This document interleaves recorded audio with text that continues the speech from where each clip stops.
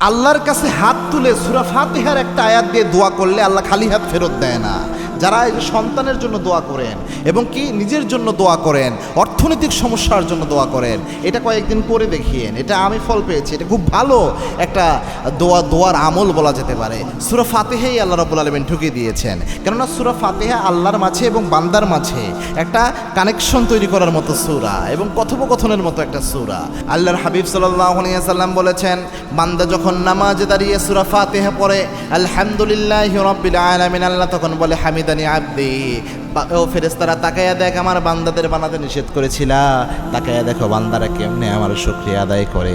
আমরা যখন পড়ি আর রহমানির রহিম, আল্লাহ বলে মাজ্জাদানি আব্দি, তাকায়া দেখো কেমনে আমার গুণকীর্তন করে। একটা করে আয়াত আমরা পড়ি, প্রত্যেক আয়াতের জবাব আল্লাহ দেয়।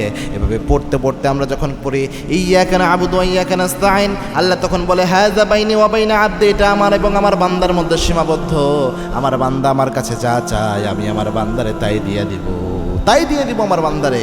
আমার বান্দা আমার কাছে যা চাবে। এজন্য যখন হাত তুলবেন মাঝে মাঝে এটা পড়বেন, ইয়্যাকা না'বুদু ওয়া ইয়্যাকা নাস্তাঈন, ইয়্যাকা না'বুদু ওয়া ইয়্যাকা নাস্তাঈন, এইভাবে পড়বেন। রাসূল সাল্লাল্লাহু আলাইহি ওয়াসাল্লাম হাত তোলানোর সময় সূরা ফাতিহা পুরোটাই পড়তেন। এজন্য এটা পড়ে যদি দোয়া করা যায়, আশা করা যায় ইনশাআল্লাহ দোয়া কবুল হয়ে যাবে।